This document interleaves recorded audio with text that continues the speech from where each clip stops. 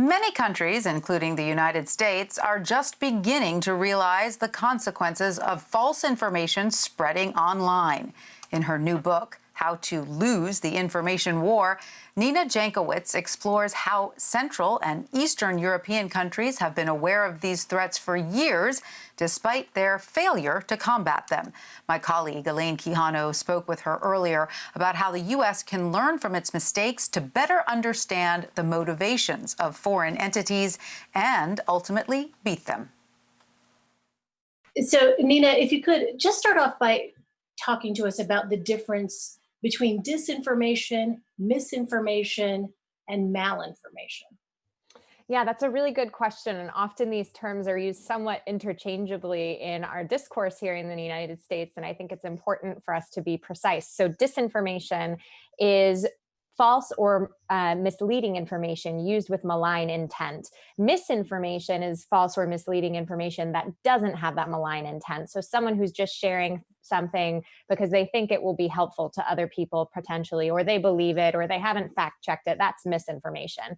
Malinformation is sort of the hack and leak style of disinformation, like the DNC experienced in 2016, where documents or other information that may not have been public is then released in order to influence debate.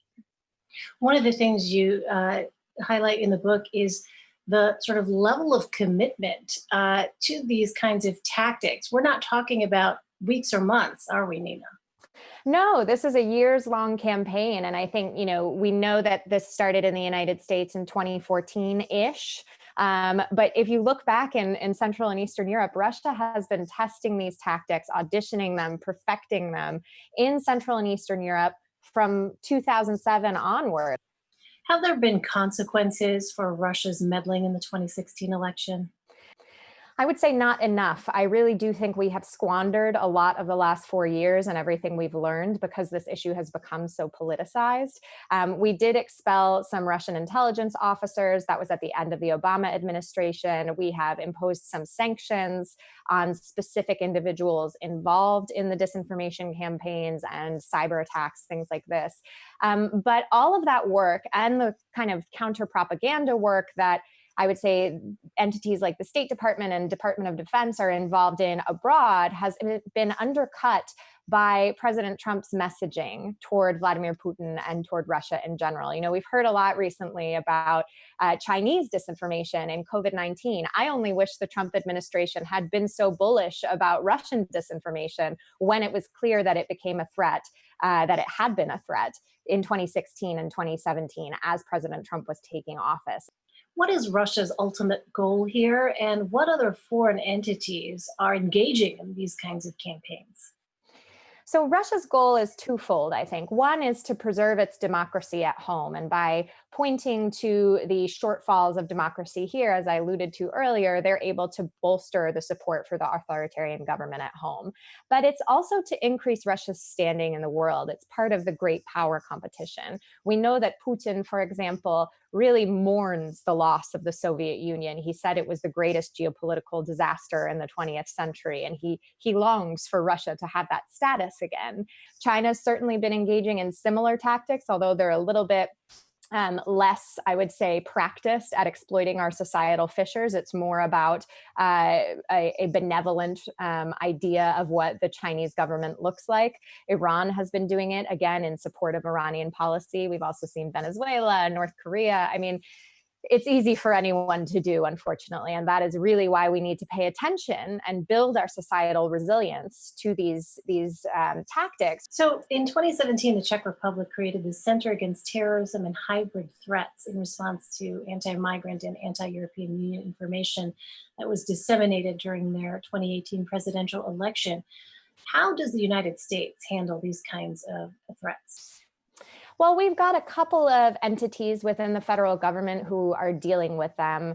My big criticism has been that, we can't just create a center, and this happened in the Czech Republic as well. We can't just create a center and hope that it will be a panacea to all of our disinformation problems, because this is a whole of society problem. We've seen with coronavirus disinformation how it affects not only, our national security, but public health, public safety. We need everyone involved in this. And so there are cells within the federal government. There's the Global Engagement Center at the Department of State, which deals with programming related to disinformation abroad. There are units within the Department of Defense that deal with this in both the cyber and disinformation realms. There's a unit at the Department of Homeland Security that deals with cyber infrastructure and disinformation, but it's a small unit. They actually do really, really good work, but I just want to see them empowered more to continue to do that work. And so we've got these little cells, but in terms of a joined up government response, we don't have that, because from the highest levels of government, we've not seen President Trump say, this is a threat, and I want us to shore up all of our resources to make sure our domestic democratic processes are not affected. So as you know, Nina, we are living in a time when there is not even general agreement on basic facts. And, often that becomes really the shaky foundation for a lot of the political discourse. So, political leaders can be, whether intentionally or not, the sources of misinformation. The Washington Post, for instance, counts over 20,000 false or misleading claims by President Trump. What is the collective result when leaders are not truthful? It's a huge impact, particularly with a politician with as large of a megaphone as President Trump has. We've seen the president share over the course of the coronavirus crisis a multitude of spurious claims relating to hydroxychloroquine and other disinformation, frankly, that is meant to either benefit people monetarily or downplay the severity of the virus. And it's really something that is truly important, that our domestic leaders, our elected officials, call out disinformation no matter the source. What is it that Americans can do to kind of arm themselves against this barrage of disinformation that they may be getting? Yeah, I think it's really important that everyone practice good informational hygiene. And I've been advocating, especially during the coronavirus crisis, for something called informational distancing. So we have our social distancing. When you find yourself getting upset about something you see online or overly emotional, there's a good chance you're being manipulated. Disinformation runs on that emotion. And so when you feel that, just put your device down, close your laptop, walk away for a little bit.